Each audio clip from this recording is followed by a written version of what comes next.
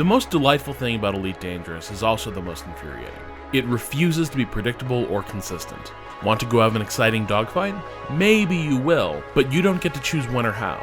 It's very rarely the exact space trading or combat sim I want it to be, when I want it to be. But even though it's ponderous, it's often wondrous.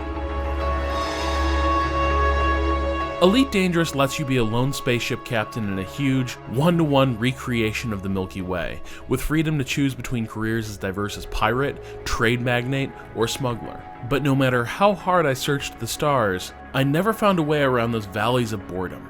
There was no style of play that made life in this enormous, persistent online galaxy an all-killer, no-filler experience. It took dozens of hours of play before I understood how to get the most out of Elite. But even now, the vast stretches of emptiness make the really impressive parts few and literally light years between. Just want to do some easy, lucrative missions to make progress toward your next ship upgrades? You might get lucky, or the job market might suck on the night you log on.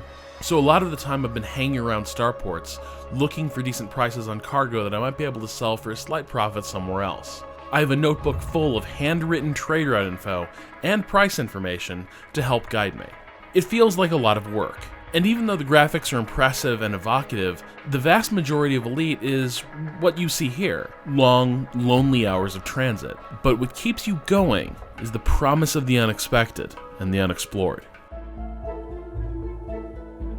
To break up the monotony of trade, you can explore unidentified signals, Elite's equivalent of random encounters, and hope for something cool to happen. It could be a stray piece of contraband floating out there in space, just waiting for you to fish it out with your cargo hook. That's a sweet score. Sometimes it'll turn out to be wanted criminals skirmishing with law enforcement, and you can join in the fray for easy bounty money. Occasionally, you'll get lucky and end up killing the Elite equivalent of John Dillinger and get a massive reward for it. And maybe you'll spot another player flying past, carrying a load full of precious cargo and decide to chase them down, knock them out of FTL, and start your side career as a pirate. Careful though, the moment you attack another player, even accidentally, you're accruing bounties on your head. As I become more flexible with my approach, I've been rewarded by the sheer variety of things Elite will throw in my path when I'm willing to stop and smell the hydrogen. My favorite sessions are almost invariably the ones that turn into 2 and 3 hour wanders through the stars, as one thing leads to another. It's easy to spend a lot of pleasant time aimlessly wandering and fighting because Elite does such a tremendous job of making each ship feel distinctive and immersing you in the role of the pilot. So is it worth putting up with all that slow-paced cargo hauling? I'd say yes. Because from time to time, Elite throws an absolutely amazing and harrowing experience your way, like this one here.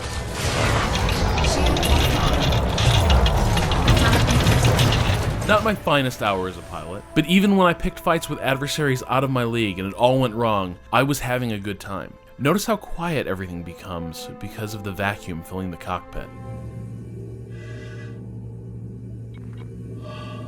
It's a remarkable effect, and one I'd savor except for the fact that I have 5 minutes of backup oxygen to get the hell out of this fight and save my life. This kind of adventure doesn't happen nearly often enough for my liking, and I sure wish there were more missions that brought the politics and factions of the universe to life, and gave me a reason to care about the news I read on the space station bulletin boards. But for a few minutes here and there, none of that matters.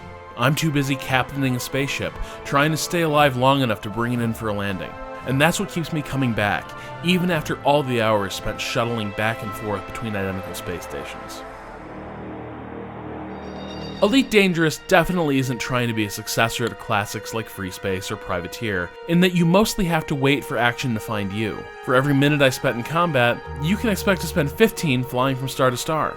But if you're patient and willing to engage with Elite as a serious work sim with a sci-fi setting, you'll eventually find some amazing, engrossing adventures out there among the stars. That does it for Elite, but stick to IGN for all your space trucking needs.